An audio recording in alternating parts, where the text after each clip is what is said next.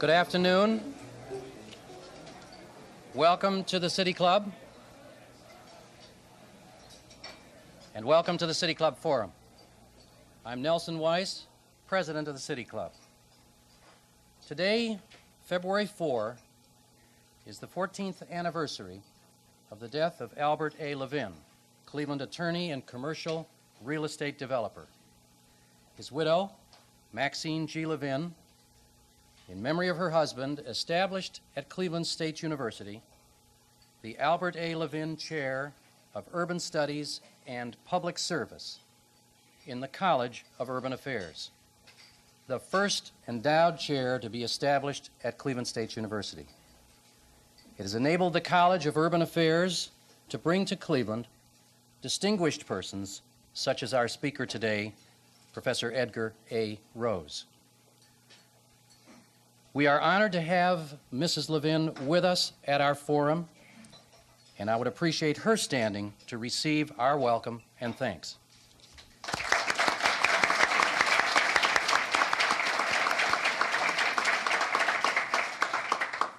Our speaker today, Edgar A. Rose, is the current occupant of the Levin Endowed Chair at the Cleveland State University College of Urban Affairs.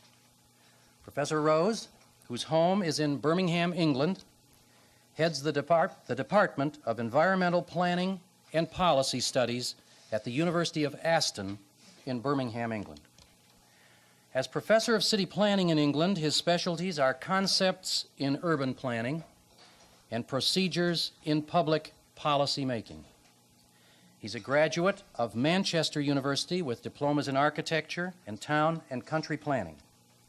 He holds memberships in the Royal Institute of Architects, Royal Society of the Arts, the Institute of Environmental Sciences, and the British Society of Gerontology. He has served as teacher and/or consultant in such urban areas as Manchester, Leeds, Coventry, Liverpool, and London. In 1978 and 1979, he was visiting professor at the Center for Urban and Regional Studies at the Israel Institute of Technology in Haifa. Professor Rose speaks to us today on the subject, Innovation in the Cities, Enterprise in Action, Urban Policy, and the British Experience. Professor Rose.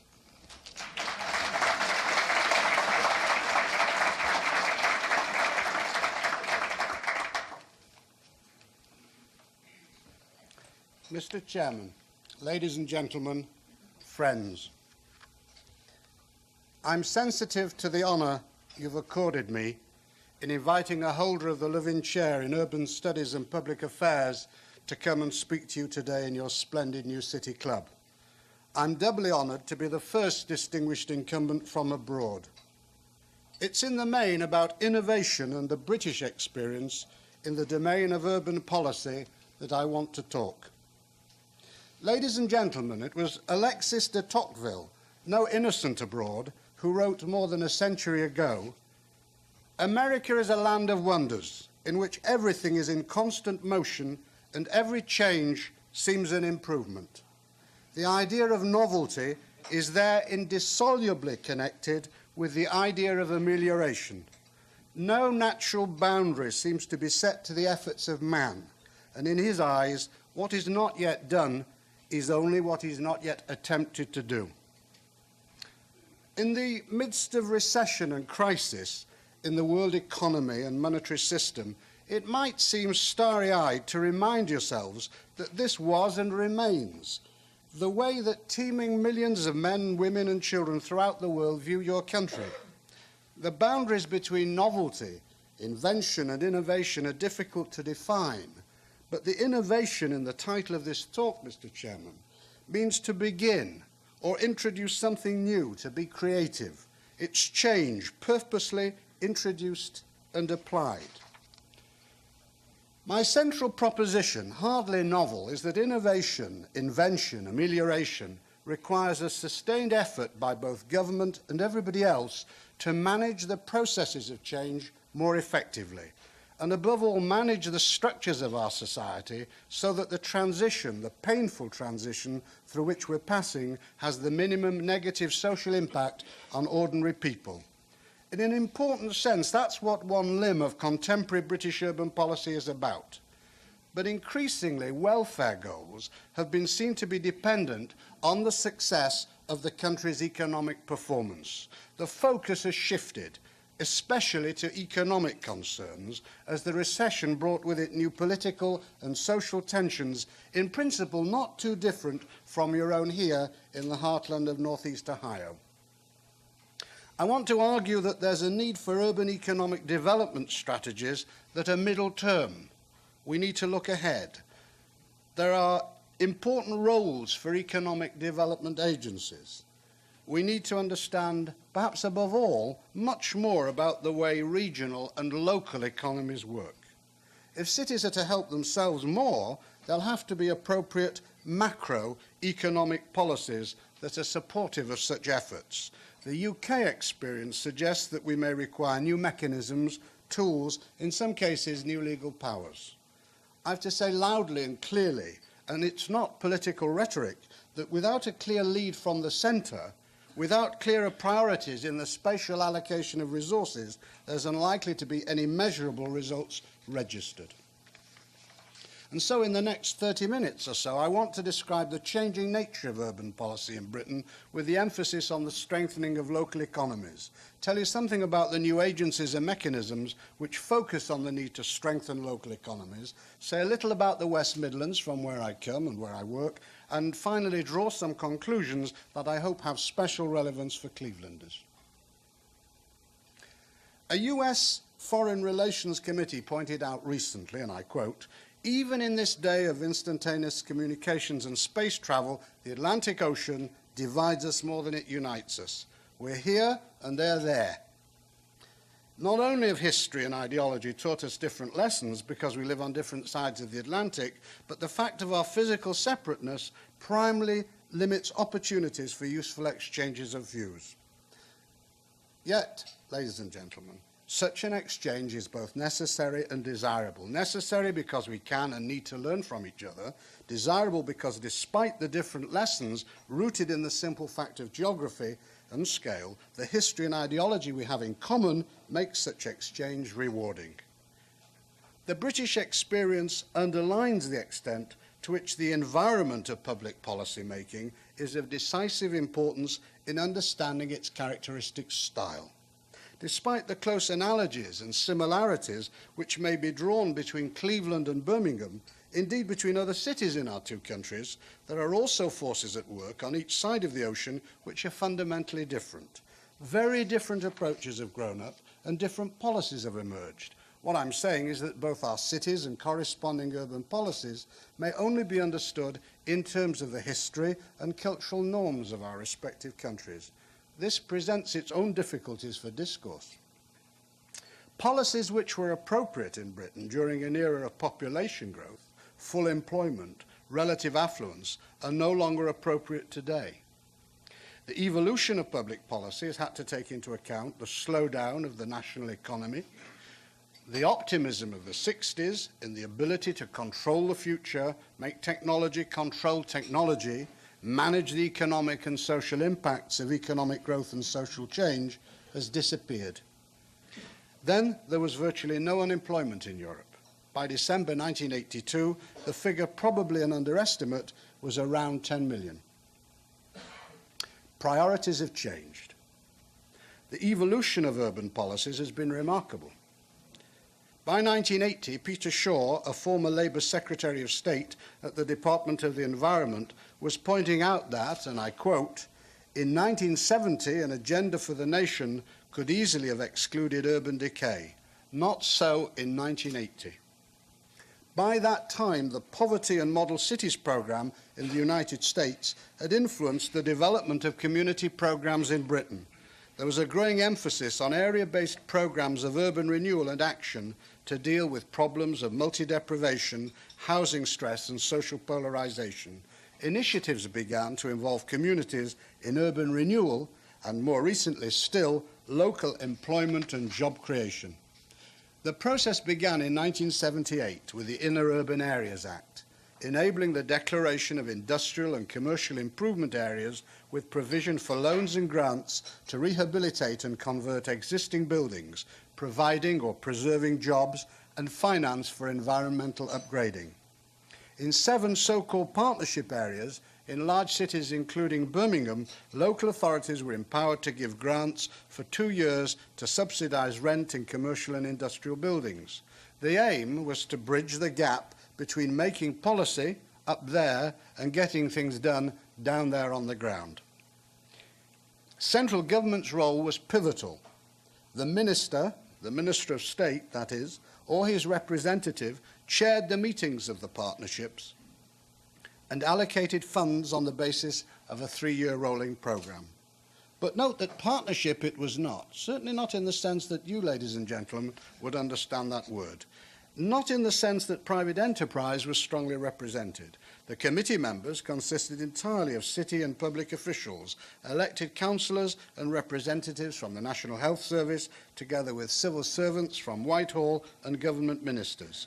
As many as 50 to 60 persons sit on these committees, but none from the business community or finance houses, or indeed the people themselves. The overriding rationale was the belief in a total approach to the complex interrelated problems within the area selected, and the need to coordinate agencies for both policy planning and implementation, which are in fact divided in my country between the 2 tiers of local government. It should be noted that in Britain many important services, including health, manpower, industrial location and training programmes, are run directly by central government departments. That's the federal level of government in your own country. It was a total approach which sought to address the 2 major financial problems of inner city areas: the decline in the tax base with a fall in rateable value as economic activity falls and people move out, and the increase in the need for community expenditure with rising unit costs. The problems common to most, if not all, metropolitan cities in advanced industrial countries. The return of a Conservative administration in 1979, led by Mrs. Thatcher, brought with it new policies and a shift in political and economic philosophy. Urban policy and practice is increasingly today directed towards the land and property markets and the relationships between private and public investment in attempts to improve or resuscitate local economies, reconcile profitable property and land development with socially desirable improvements in many parts of cities, and redress the political and economic balance between cities and their suburban and exurban hinterlands. This could be viewed as a process of social investment expenditure.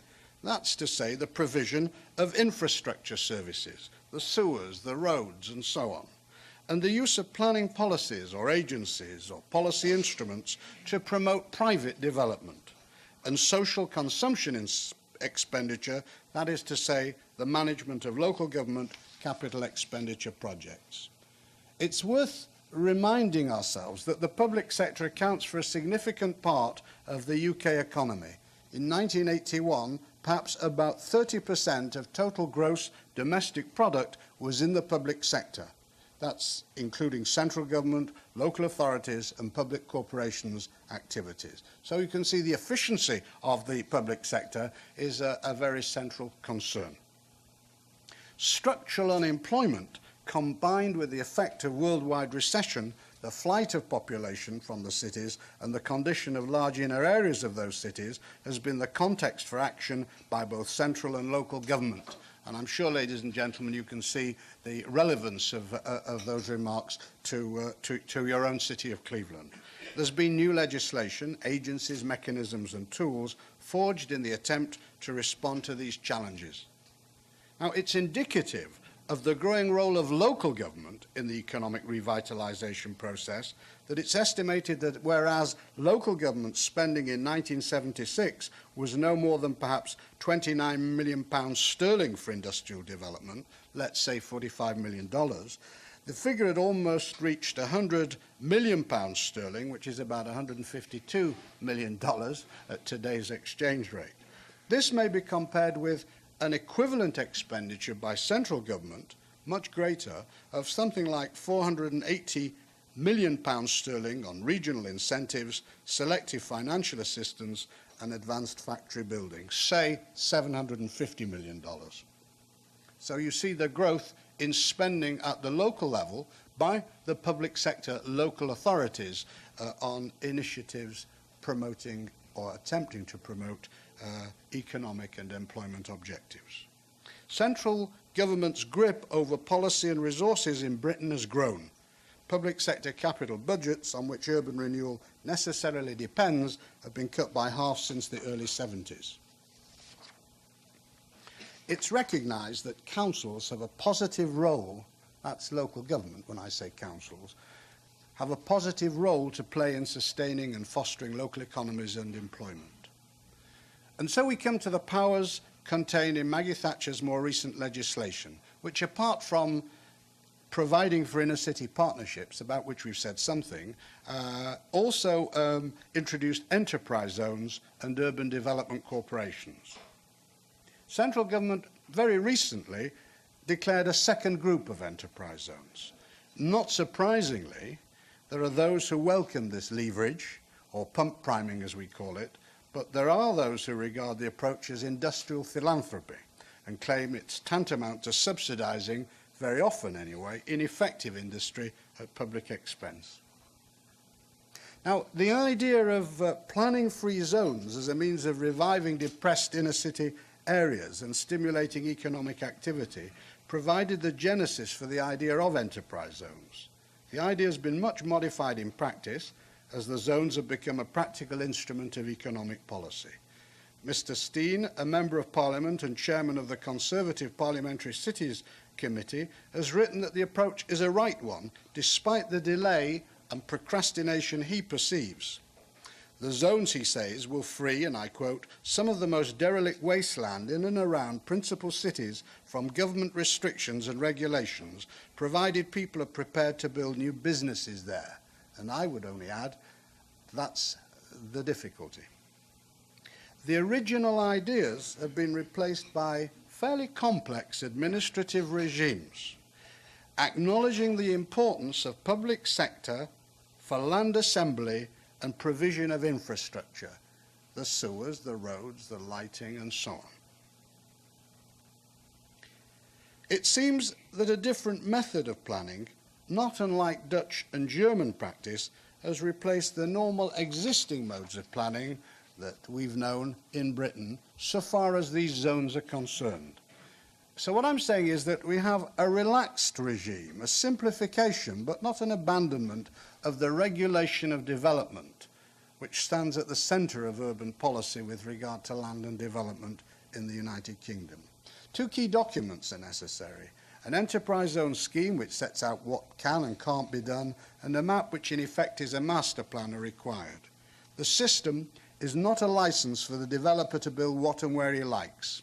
The plan is designed to cover 10 years. In practice, there are car parking standards and restrictions on the introduction of retailing uses, precisely because retailing interests have lobbied very strenuously, faced with what they would regard as unfair competition from proposed commercial activities of that kind within the zones. So what I'm really saying is procedural simplification, yes, but non-planning, most certainly no.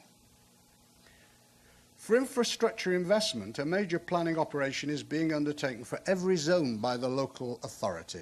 The Gateshead Enterprise Zone, for example, which is very near Newcastle on Tyne in northeast England, is one of the largest, something like 1,100 acres, 2,750 hectares. And this has a programme of public investment of £20 million sterling, say $30 million. This indicates the leverage expected. I don't know what the exact figure of leverage expected is, but those of you who know about these things can see that the leverage expected must be quite considerable. Now, the question really is whether the results will be significant, or in the words of the Conservative Member of Parliament, who I've already quoted, are enterprise zones and urban development corporations merely sheep dressed in wolf's clothing, little more than new brands of old programmes? We don't know, because we've not yet had time to perceive the results. And that's the difficulty of responding to the widespread interest in these new mechanisms.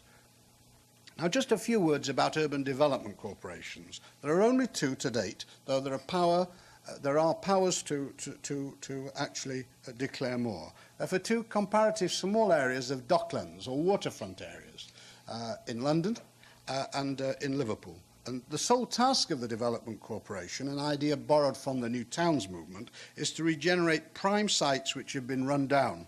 They represent the waterfronts, as I've said, of two of the largest ports.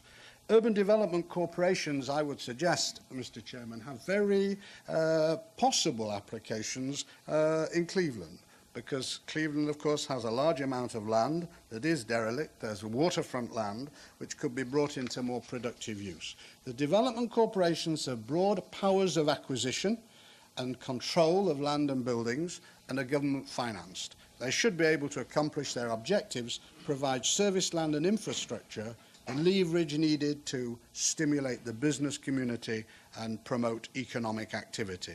They're pump priming, leverage operations. They're methods of overcoming market failures to create demand in markets where the markets themselves are not really working properly.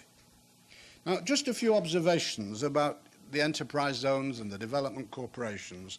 First, it's important to appreciate that in relatively few British cities, for those historical and ideological reasons that I referred to earlier, for those sorts of reasons, in very few cities is there a very close linkage between business leaders and political leaders, between those who are in commerce and those who are really managing the affairs of the city. And this indicates an area of difficulty in adopting policies to the needs of local economies. And that's the first point. And the second point I'd make is that renewal and recovery in the 80s depends, it seems to me, very much on much more effort being put into the provision of land and premises, and also into support for those components of the local economy that are doing well, those components of manufacturing industry that are growing, rather than those which are destined, if you like, to disappear. So that I think that signs of growth need to be looked for, and things which are successful need support and nurturing. And I have the distinct impression that that's one of the thoughts, one of the ideas that has come out of the RAND study of the Cleveland and wider region study. Now, I think time is running on and running out, but I wanted to talk briefly about the West Midlands region. Let me just cut my remarks very short. It's a region which can be compared with Northeast Ohio. It's a region of 2.5 million people, the central city of which is Birmingham. Between 1971 and 1981, the population of that city fell about 60,000. West Midlands was often referred to as the workshop of Britain, and Birmingham the city of 1,000 trades.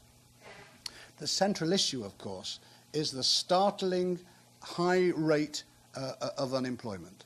More than that, the rapidity of the growth in unemployment needs to be remarked on. It's gone from something over 6% at the beginning of '79 to something over 17% last month. During that time, the national rate has only risen to 13%. The absolute numbers have risen from something like 80,000 to something like 260,000. You see the dimensions of the problem. Many private firms have simply disappeared, gone out of business. Some have left Birmingham, but many have simply disappeared. Many manufacturing jobs have gone for all time, according to the people who should know within the region. And a recent future studies carried out by the West Midlands Council suggested that there was the danger of a spiral of decline. The region now has a much below average gross domestic product per head compared with the position only 10 years ago. It was the prosperous region in those days when automobiles were made in larger numbers and, more importantly, were sold in world markets.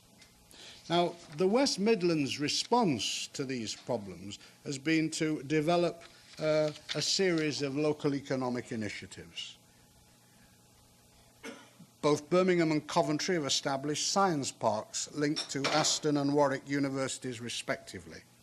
The Science and Technology Park at Aston is an extension of the campus, and it's attracted something like $1.8 million from Lloyds Bank and a similar amount from the city. Perhaps science and technology parks have something to offer Cleveland, I don't know. There's an enterprise board set up now by the West Midlands Council concerned with the defence and promotion of employment. The County Council believe that it's able to take a longer-term view of viability and growth potential. The work of the Economic Development Unit is playing a central strategic role. It's concerned with the promotion of cooperatives, the establishment of cooperative development agencies, new enterprise workshops, starter premises for cooperatives and small firms, and training directed at providing worthwhile skilled training opportunities for disadvantaged groups. Now, whilst it's true that the greatest losses have occurred in large firms and small firms are unable to compensate directly for these losses, the restructuring of the economic base is seen to require capital-intensive, high-technology activity. Such activity could produce new wealth and provide multiplier effects which could be significant. Unless regions like the West Midlands actually produce wealth which can be exported, unless there is part of a restructured manufacturing sector actually exporting goods, then it's hard to see that there will be the income needed to actually sustain a growth in the service sector.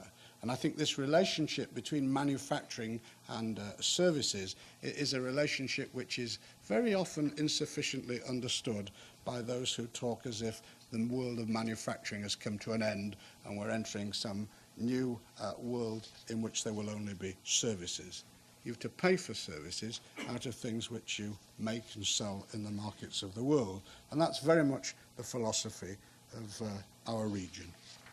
Now, there's much more that I could have said about the upgrading of derelict land, the servicing of land, the preparation of land as an instrument of economic regeneration.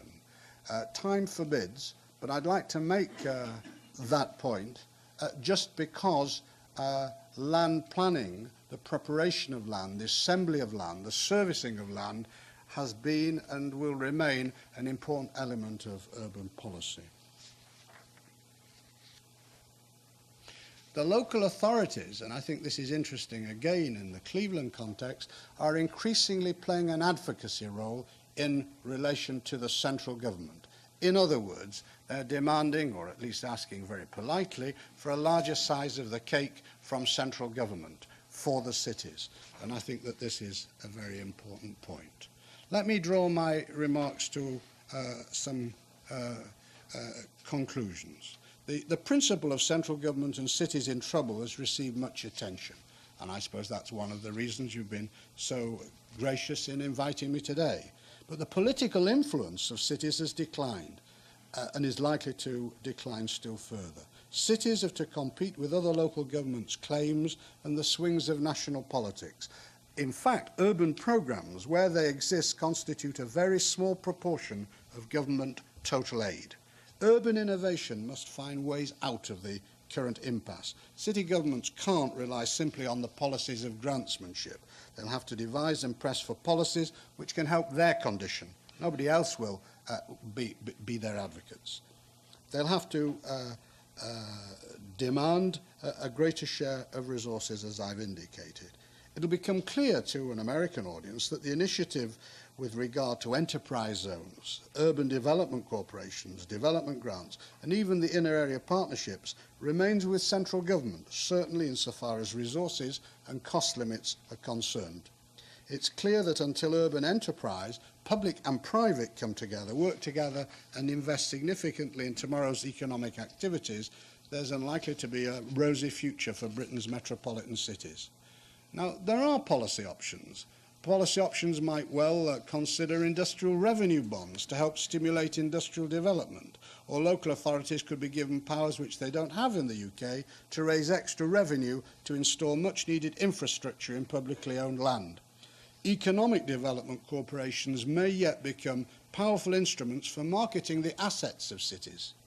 Now just think of Cleveland in that context. Wasteland along a rapid transit corridor, waterfront areas, areas where much public land already exists, and expenditure on infrastructure to provide access is what's needed. Local banks have begun to invest. More efforts are needed to encourage coherent and concerted expenditure on housing areas previously redlined. One could go on. Will the policies work? Well, we don't know. The test will be whether they bring about the changes we want, or some of them. And we need the kinds of experimental programmes that successive governments in the UK have put in place. We've got to try. Discovering the levers to pull seems to be an important requirement for successful urban policies. The emergence of economic development planning as a field of public policy, embracing the need for an understanding of local economies, is an important development, it seems to me, in the history of scholarship and policy studies generally. It's a false antithesis to pose stark alternatives, non-planning and muddling through on the one hand, the Orwellian nightmare and Big Brother on the other. The outcome of planning policies, of the kinds of problems we've been talking about, depends to no small extent on the commitment and effectiveness of political elites. The nature of the intervention that we've been talking about recognises the power of market forces and government's reliance on them for wealth creation. Promotion replaces control in the attempt to face the new ranges of issues and problems. Perhaps the most important changes will be in the sphere of financial management and the utilisation of pension funds and venture capital for renewal. The real heart and purpose of planning and urban policy is perhaps the management of investment. In 1979, United Kingdom construction requiring planning and building consent amounted to almost half of total national investment. By far the greatest part of investment, private and public, is development. And you also need land for that development, and you need that land to be serviced effectively. So despite the pervasive pessimism, which is so much a feature of contemporary Britain, I still believe with Macaulay that it's possible to have faith in the future. There are real choices. This is what economic and social policy is about. There's no way that the hidden hand, market forces, on their own, just left to their own devices, can resolve the kinds of conflicts that we're seeing around us. Structural change, despite protestations to the contrary, is being mediated by administrative action on an increasing scale. The problem isn't primarily one of scientific knowledge, but one of sound policy and difficulties of resourcing programmes with low political priority. Ladies and gentlemen, I view urban policy and innovation as an economic and political process. It requires more than high technological fixes or rhetoric. We shall see increased community self-help and local innovation in Britain, but if it's to produce and be seen to produce results, it requires the adoption of macroeconomic policies at national level that are supportive of local initiatives. This will require statesmanship of a high order. In conclusion, I'd like to remind you of some very appropriate words uttered in 1913 by a distinguished American, Walter Lippmann. They could have been written this morning. Surely the task of statesmanship is more difficult today than ever before in history. The distance between what we know and what we need to know appears to be greater than ever. Nor can we keep to the problem within our borders. Whether we wish it or not, we're involved in the world's problems, and all the winds of heaven blow through our land.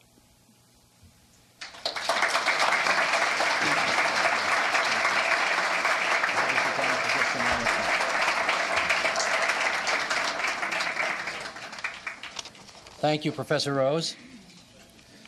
Today at the City Club, we've been listening to Professor Edgar A. Rose, city planner from Birmingham, England. now serving as a visiting specialist in urban affairs at Cleveland State University. In just a moment, we'll turn to our question period, but first, some announcements. Membership in the City Club is growing these days as more and more civic-minded people are taking advantage of our new facilities here in the Citizens Building and our issue-oriented programming. Our membership is open to all. We are completely non-exclusive. We invite those of you who are not now official members of the City Club to join us. Call 621-0082 for information or stop by our offices on the second floor of the Citizens Building, 850 Euclid Avenue in the heart of downtown Cleveland. We want you to join. All are welcome to join. Today, as always, we have with us students who are participating in our Living Seminars program, which we sponsor in cooperation with the Cleveland Public Schools and Cuyahoga Community College. With us today are students from the following high schools: Collinwood, East, Jane Addams, Beechwood, Independence, and Shaw. Will they stand, please, to receive our welcome?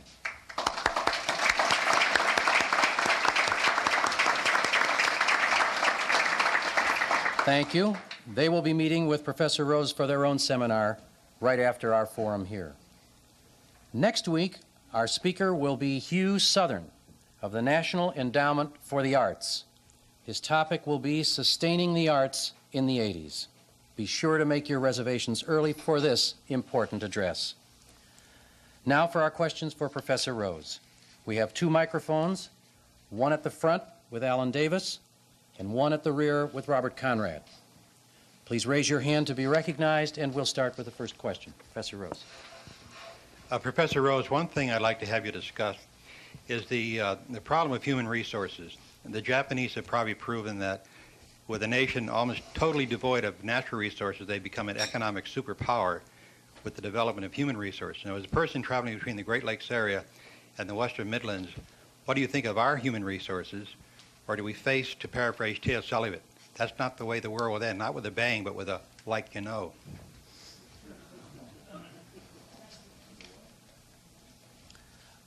I think the harnessing of human resources and the directing of human resources is, of course, the difficult part of the exercise. Insofar as the United States is concerned, I believe from not inconsiderable experience and travel now in the States since '68 when I made my first visit, that you have a splendid nationwide system of national education. I've been particularly persuaded by the quality and value of, for example, the community colleges. Why do I mention them? Because I think that the retraining which is required for the kind of world into which we're moving is perhaps the biggest challenge of all. There's a danger that we will make quantitative decisions which will have very undesirable qualitative effects. What do I mean? I mean essentially that if we cut education mindlessly or without thinking policy implications through carefully enough, we shall damage those things that we want to nurture and see grow, as well as, if you like, remove wastage from the system. And of course there's wastage in all systems. But there is a real need, it seems to me, to harness human resources, because I agree with you that one of the successes that Japan has certainly registered in the ability to reconstruct and direct its economy, one of its successes has been certainly in harnessing human resources and to harness them in a way which is creative and in fact innovative. But since you've mentioned Japan, it is worth really recognizing and studying more carefully the way in which that country and that society has looked at various sectors of its economy, of its manufacturing economy in particular, and supported them actively and with a great deal of sensitivity, with policies which are concerned with fine-tuning, which is, if you like, exercising a different form of leverage in the marketplace of human resources. I happen to believe also that the French government's at least proposals for similar activities over the next 5 years are also worthy of a good deal of attention and thought.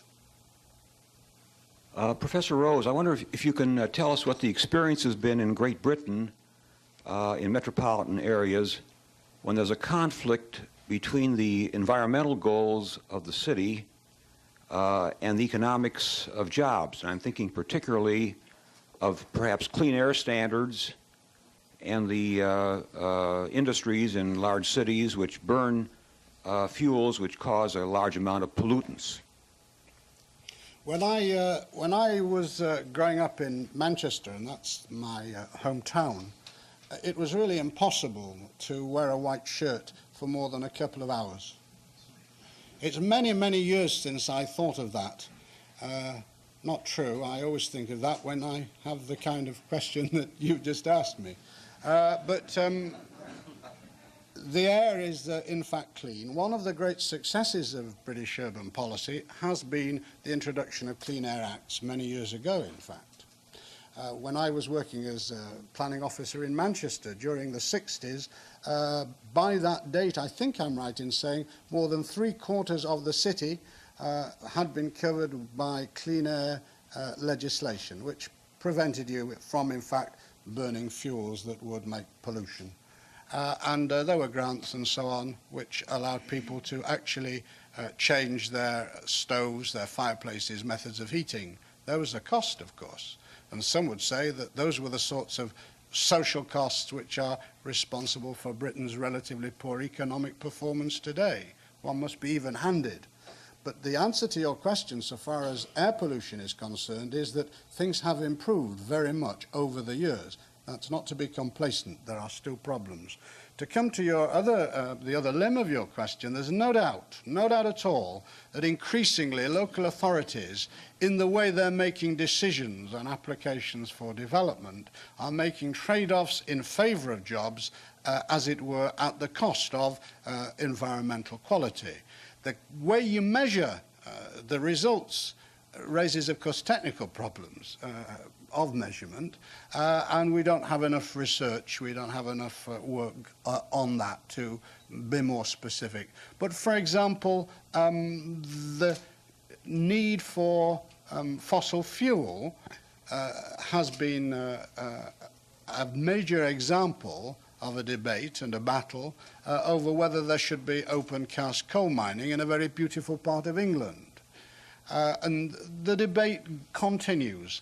I think what I would simply say in conclusion, and I think it's a fair comment, is that we have a very well-developed public inquiry system that allows the arguments to be rehearsed and debated. The decisions are in fact made by the Secretary of State at the Department of the Environment after appropriate examinations. But I think the pendulum is swinging. People need jobs, and quite clearly at a local level, they're going to choose jobs rather than see the air a little cleaner. Just as my Nigerian students similarly are much more concerned about economic development than the nicety of the restoration or preservation of historic buildings. That for them doesn't mean very much. People without jobs, I think, similarly are going to come to similar kinds of conclusions.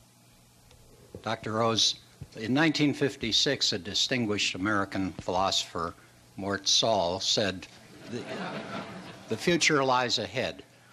And I believe that comment is equally applicable today.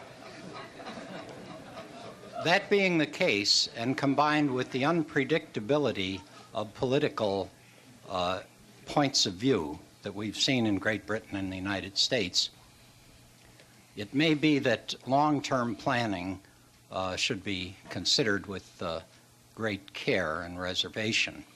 I would like to apply that to several of the comments you made. It's necessary to have ground rules and some kind of a framework and an infrastructure for any kind of urban development. But I'm greatly concerned about enterprise zones and scientific parks of the type that you indicated connected with your university, because it appears that sometimes those are filled with people who are starting enterprises because the benefits are there, rather than that they have an inherent business capability for success. And in the enterprise zones, it's often feared that it will not benefit the people of those areas, but outsiders who come in for their own personal gain. Would it be more practical to use the revenue bonds that you indicated, or something we have urban development action grants, to respond to specific business proposals that are already ongoing and successful? Would that not give us a better chance of success with our limited resources? You raised quite a number of questions there. Perhaps I should deal with the last point you make, because I think that, in a sense, is the gravamen of your argument. First of all, we have in fact borrowed from your own experience in the United States with UDAG, and we've introduced in Britain urban development grants, and the bids have been processed as I understand it. I don't know the decisions that have been made, if any, since I arrived here some weeks ago. But I think certainly the idea of attempting to back winners, or to pick winners, or to back success is an idea in good currency. I think the difficulty is who does it, and what kind of qualifications do the people that do it have, and what's their success rate going to be? I mean, this is the kind of question you were raising, but in the context of, if you like, the enterprise zone idea. The problem with the enterprise zone idea is that it tends to, if it's going to be successful in inverted commas, it tends to possibly attract people from just down the road, across the border, who are going to take advantage of things. But let me leave enterprise zones on one side, because I could talk for a long time about enterprise zones, and they're rather different in the way they're working out in Britain to the way they're being approached in the United States. That's a separate question. I think there is very much to be said for attempting to direct investment, manage investment in favour of technological innovation. The ways of doing that, I think, have to be worked out on the ground, and I wouldn't presume to know the answers to all those ways. But you know, it is worth reminding ourselves that the idea of the science, or the science and technology park, is very much, in a sense, an American idea, an American export, insofar as a number of researchers saw how successful Harvard and MIT had been in developing links with industry and industrial application organizations, as it were, just off campus. And that was something I noticed on my very first visit to the States in 1968. I think the problem of planning, and I take your point fully, is first that you really can't plan for very long, very far ahead. I accept that. I talked about middle range, and I don't believe that you can think seriously more than 4 or 5 years ahead. I use the term in the way economists use it. But I do think that we have to try, and I think that we've got to find a way of being selective. And in formulating priorities, mine happen to be, because of my diagnosis, my priorities tend to be towards innovation in the high technology areas, in the areas where quite clearly we've got fine basic research, scientific inventions. We're very strong in Britain on that. Applications usually are made elsewhere. I think we've got to go on taking advantage of those sorts of areas. That's why I made the point about investment in education and training in a very discreet, in a very sensitive way. There are areas of education where quite clearly we could cut back. Do you have any suggestions what Cleveland can do with its lakefront?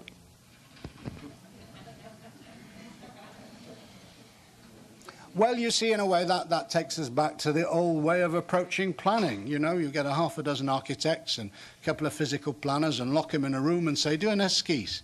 And they come up with something absolutely fantastic, marvellous.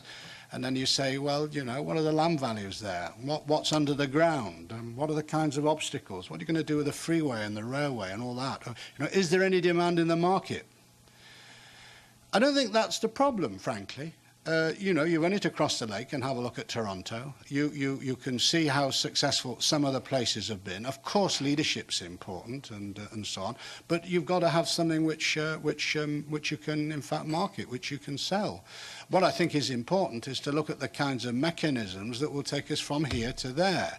And maybe with the mechanisms aren't in place. Maybe we just don't even have the basic, I don't know, information about that area. What is the area? What are the different kinds of uses that it might be put to? I think that's my approach. Quite clearly, though, if I have a view, it would be to say that the two greatest assets that Cleveland has, it seems to me, the flats and of course the lakefront. They're the two areas in terms of land of greatest opportunity. But you've got to find, if you like, investors and persuade them that there is something there that can be done and can be sold. But I do think that tourism and recreation, of course, are still enormously important. And until the image, not just of Cleveland, and forgive me if I sound critical, and I'm not, but not only Cleveland, but Manchester and Liverpool, particularly Liverpool, which is a city I know and love very much, and Manchester, my hometown. These are all cities that have got an image which is very unsatisfactory, and the images of run-down 19th century industrial towns. I think you've got to apply, if you like, certain policy remedies which will turn that around too. You've got to have a city that people want to visit. There are huge areas of your city which are superb and amongst the best places I've ever been in which to live. But there are other places which seem to belong to not only another world, but are inhabited by people of an underclass. And that's, again, a common problem. It's not just American cities. We've that kind of problem in parts of London and parts of Liverpool and Glasgow, for that matter. And it's not simply a question of race either. Professor Rose, would you say something on how your membership in the British Society of Gerontology impacts on your other activities? Well, that's a splendid question. I'm not sure I know how to answer it. I think it's really simply that your chairman asked me for a vita, and I provided one. And I pay a subscription. But I mean, to be more serious, one of the things I have been doing within my research organization, in which I work as a senior research associate, one of the things I've been doing is looking at housing needs of old people, and I've done 3 pieces of research in the last 5 years, which I've published on sheltered housing and on the which is something like congregate housing for the elderly, and I've been taking an increasing interest in the problems which elderly people have with regard to housing needs. There's evidence, for example, in the middle ring of Birmingham. There's evidence of a growing number of elderly people living alone at home in houses that they own, very nice houses, quite comfortable, but they no longer have the money to actually heat them effectively. And what is beginning to be evident as a result of field survey is that they are not being repaired. And the general problem of disrepair in our housing stock, and I'm not talking about our public housing necessarily, but our private housing stock is worrying policymakers.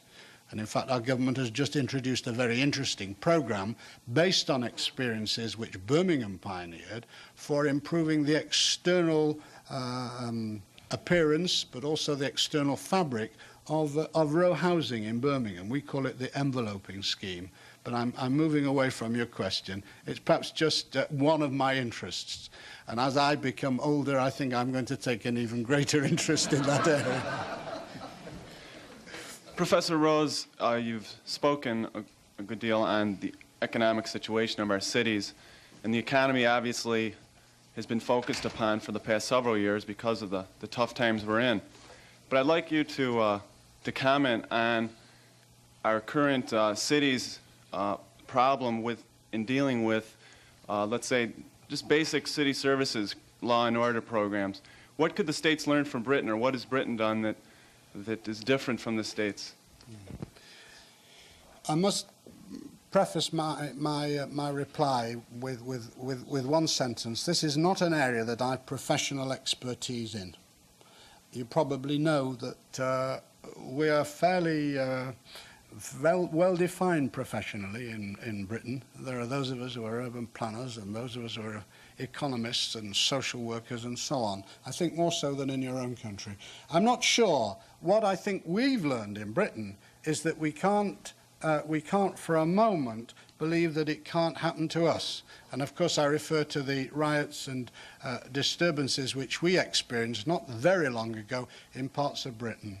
I think there's considerable debate, ongoing debate, about the reasons for those disorders. My own view is that multi-causality has to be pursued. There are many reasons, but the desperation and despair at lack of jobs and so on is at the very centre of the problem. And Lord Justice Scarman, who carried out a report for our government, for the Home Secretary, came to a not dissimilar view. Broadly, I would accept the results of his report. But one of the things he was concerned about was that special programmes were needed in areas of maximum deprivation, and I think that certain other changes are required with regard to policing of these areas. A lot of our police have gone back to foot patrols, and we're now moving in the direction of community policing, and I think we shall see that develop much further.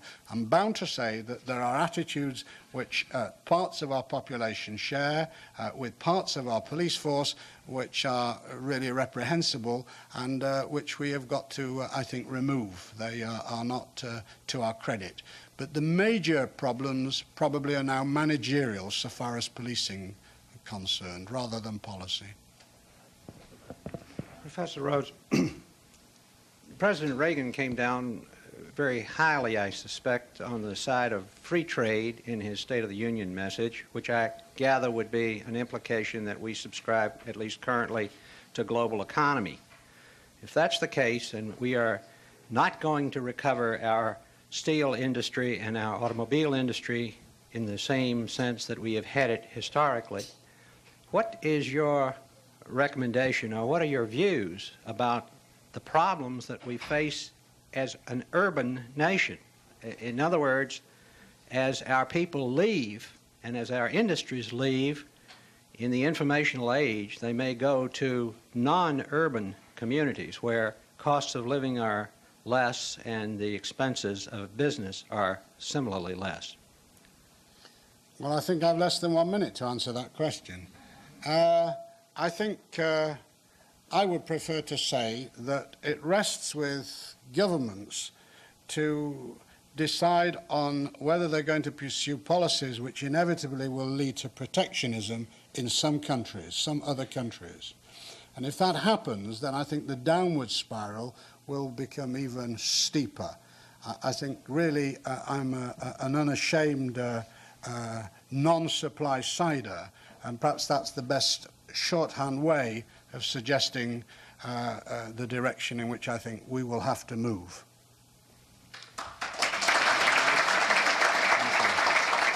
Professor Rose, thank you very much.